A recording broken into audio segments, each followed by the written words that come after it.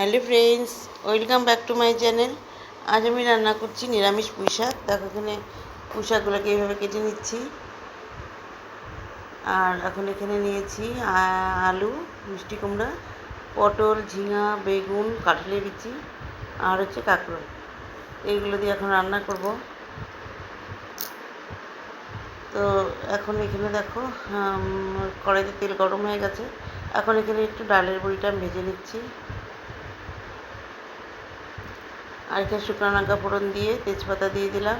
তেজপাতাটা দিয়ে নিয়ে এখন এর মধ্যে দিয়ে দিব হচ্ছে পাঁচফোড়ন। তো পাঁচফোড়নটা দিয়ে দিলাম, একটু বেশি করে পাঁচফোড়ন দিলাম, পাঁচফোড়নের গন্ধ না খুব ভালো লাগে। তো পাঁচফোড়নটা দিয়ে নিয়ে এখন এর মধ্যে আদা পেস্ট দিয়ে দিচ্ছি।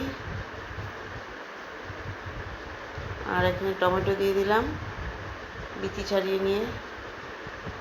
এবার একটু ভেজে নিচ্ছি। ভেজে নিয়ে এখন এর মধ্যে আগে সব সবজিগুলো দিয়ে দিচ্ছি।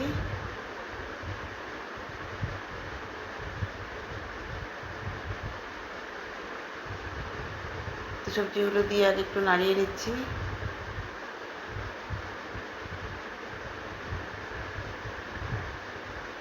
এখন এর মধ্যে লবণ দিয়ে দিলাম, হলুদও দিয়ে দিলাম,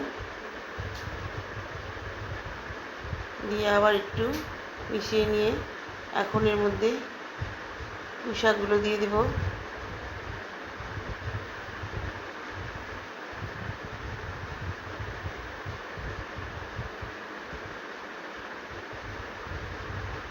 তো পুঁই শাকগুলো দিয়ে আবার একটু ভালো করে মিশিয়ে নিচ্ছি। মিশিয়ে নিয়ে এখন একটু ভালো করে আবার মিশিয়ে নিয়ে ঢেকে দেবো। আর এর মধ্যে এখন কাঁচা লঙ্কা দিয়ে দিলাম, দিয়ে এখন ঢেকে দেবো।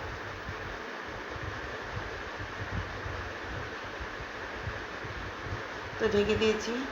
এখন দেখো ঢাকনা উঠিয়ে অনেকটা মজে গেছে, আর একটু মজবে তো আবার ঢেকে দিলাম। আর এখন পনির রান্না করব। আর এদিকে এটা পটলটা আমি পোস্ত দিয়ে রান্না করব, আর ডালও রান্না করব। তো এখন দেখো পুঁই শাকটা অনেকটা মানে সেদ্ধ হয়েছে, কিন্তু আরেকটু সেদ্ধ হবে। তো আবার একটু ঢেকে দিতে হবে। তো এখন এর মধ্যে একটুখানি জিরের গুঁড়ো দিয়ে দিচ্ছি। জিরে গুঁড়ো দিয়ে আবার ভালো করে মিশিয়ে নিব সবজিগুলোর সাথে।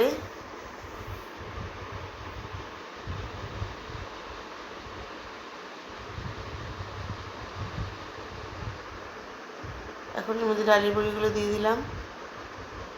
ডালের বড়ি দিয়ে আবার ভালো করে মিশিয়ে নিচ্ছি। এখন এর মধ্যে সামান্য একটু মিষ্টি দিয়ে দেবো। নিরামিষ সবজিতে মিষ্টি না দিলে একদমই ভালো লাগে না। তো মিষ্টি দিয়ে দিলাম। মিষ্টি দিয়ে নিয়ে আবার মিশিয়ে নিচ্ছি।